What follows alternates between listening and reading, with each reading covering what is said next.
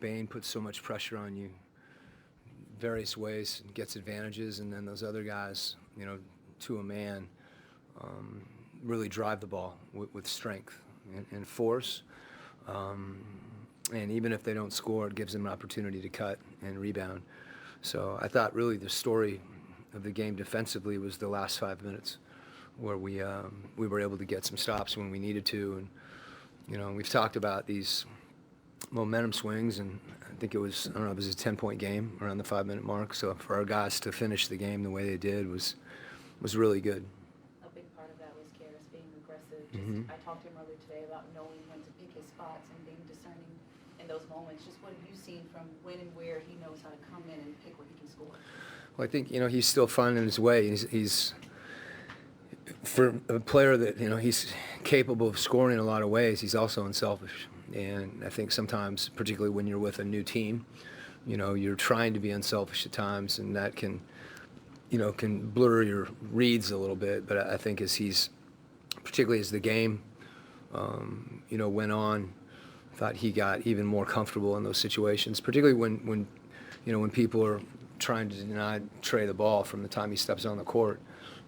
It's important for some of those other guys that are handling, like Dyson as well, for them to attack and be aggressive.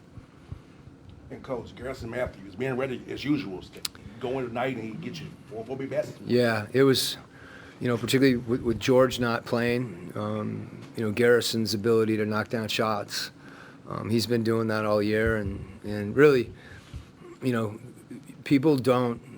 When you see a team with a player get hurt or a player get hurt and then come back, a couple players get traded. Like Garrison's throughout the course of the year, we've put him in situations like that where he's called upon. Hasn't played for a few games, then he plays. Maybe he doesn't play heavy minutes, but and I can't say enough about what a teammate he's been. If you look at him, benches, huddles, practice, bus, plane, everything, brunch.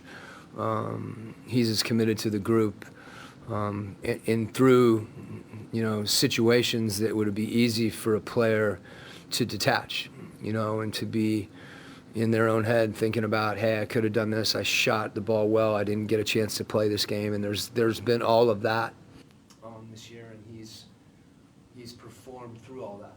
And so it's when you see a guy and especially as the head coach, you know what someone's going through, and you respect him. You're really happy for him, and excited for the team. And I think everybody on the bench feels that. So when he does hit a shot, those are big buckets for us collectively, because there are statements about what it means to be a great teammate. I hope you write that. I will, Coach. Okay. When did you talk about Zach?